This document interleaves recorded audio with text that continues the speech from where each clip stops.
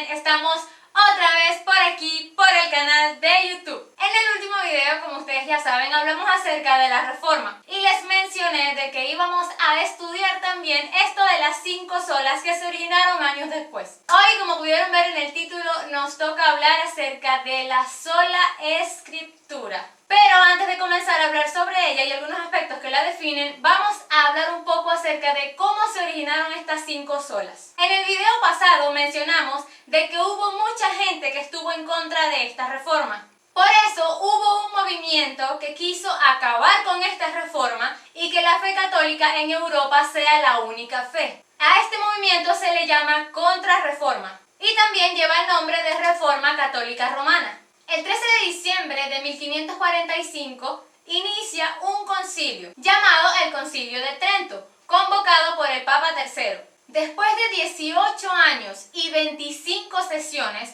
se establecieron ciertas reformas que iban en contra de varias creencias en la Iglesia Católica, creencias que obviamente no están en la Biblia. Y estas reformas originaron lo que hoy conocemos como la Reforma Protestante. El movimiento de la Reforma tenía como objetivo reformar a la Iglesia de ese momento.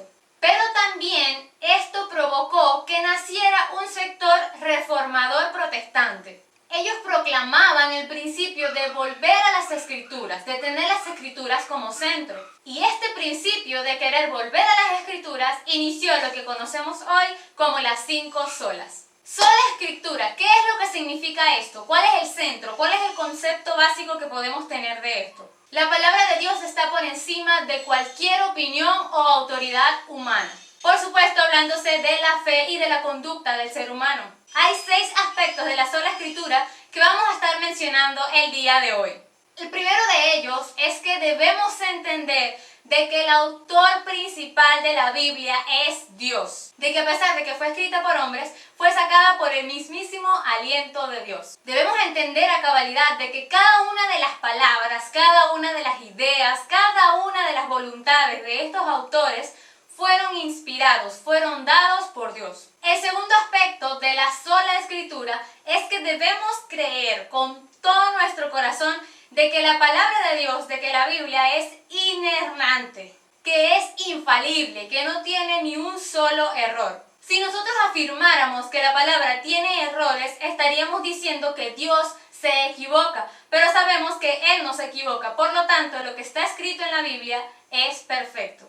Quiere decir que cada vez que leemos algún verso, algún versículo de la Biblia, podemos tener mucha, pero mucha confianza. No podemos dudar, no tenemos por qué dudar, porque es el mismo Dios el que nos está hablando allí. El tercer aspecto de la sola Escritura es que solamente la Biblia tiene autoridad sobre la conciencia del hombre. Con respecto al tema de fe y conducta, debemos entender de que no puede haber otra persona, otra institución, otra opinión que esté por encima de lo que ya está escrito en la Biblia.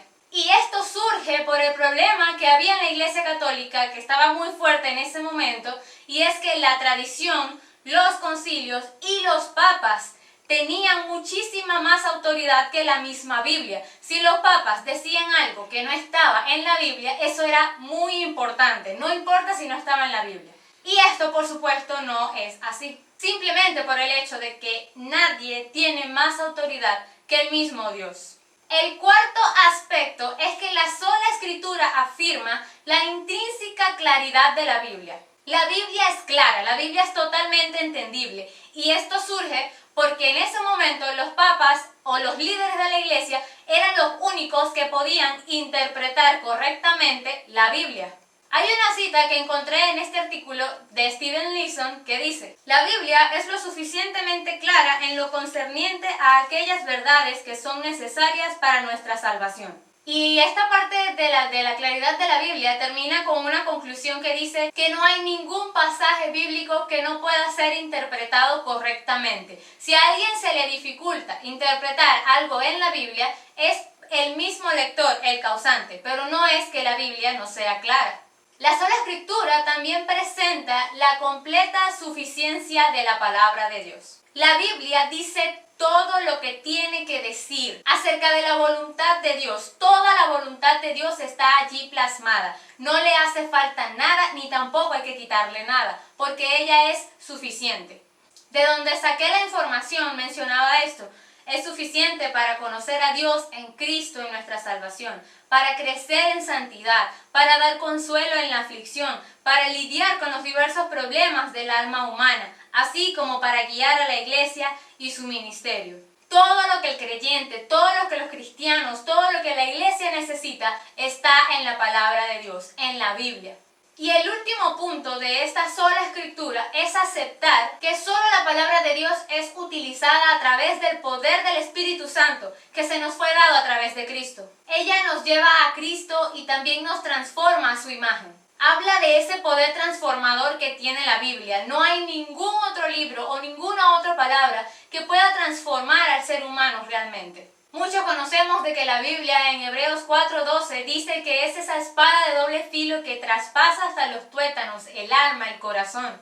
Ya para concluir, debemos entender de que esto no es un principio de los reformadores, sino que los mismos fueron guiados por Dios para colocar la palabra donde debe estar, en el lugar que le corresponde, como máxima autoridad y como el libro suficiente para cumplir la voluntad de Dios y caminar conforme a Él. Espero que este video te haya ayudado muchísimo. Recuerda siempre tener un cuaderno y un lápiz para anotar esto y poder enseñárselo y compartirlo con otras personas. Recuerda comentar qué te pareció, darle like si te gustó y suscribirte al canal para que no te pierdas ningún video. Muchísimas gracias por observar este video. Nos vemos la próxima semana.